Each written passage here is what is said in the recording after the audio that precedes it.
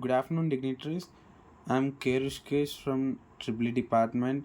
Today I'm doing assignment 2 for the semester exam 1 for the subject Introduction to Programming, and today my topic is about array of structures. Let me give you a brief introduction to array of structures. An array of structure is a data structure that allows you to store multiple related variables together. It means we can store the variables or elements which are in a same relation or which are of same group within a single variable by declaring a variable. It provides a convenient way to organize and manipulate data in a structured manner. This data structure is commonly used in programming languages like C, C++, and Java. Let's see how to declare an array of structure. To declare an array of structures you first need to define the structure using struct keyword. Once the structure is defined, you can declare an array of structure by specifying the size in square brackets after the structure name. For example, to declare an array of structure called students with a size of 10, you can use the following syntax: struct students in square brackets 10 semicolon. Let's see how to initialize an array of structures. You can initialize an array of structures by assigning values to each element during declaration. To assign values, you can use the dot operator to access the individual member of structures. For example, to initialize the first element of the students array with a name zone and an age of 20, you can use the following syntax: students in the square bracket 0 dot name is equals to zone semicolon, students in the square bracket 0 dot age equals to 20 semicolon. Let's see how to access elements in an array of structure. We can access individual elements in an array of structure using the index value in square brackets. To access a specific number within a structure, we can use the dot operator.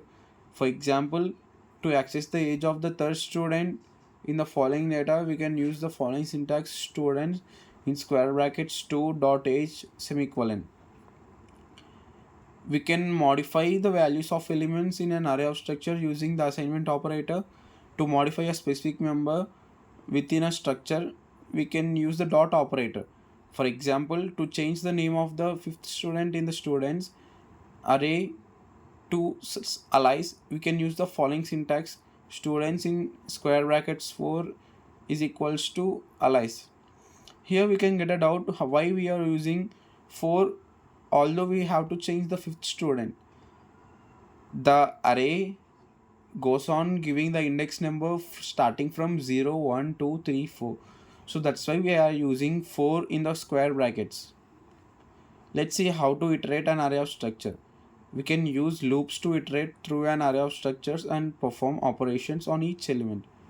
A common approach is to use for loop within the index variable to access each element. For example, we can use a for loop to print the student names of all students in the students array. Let's see how to sort an array of structure. Sorting an array of structure can be done using various sorting algorithms like bubble sort or quick sort. The sorting can be based on a specific member of the structure, such as sorting students by their age or name. Sorting can be achieved by comparing the desired member of each structure and swapping their positions if necessary. Memory efficiency of array of structures.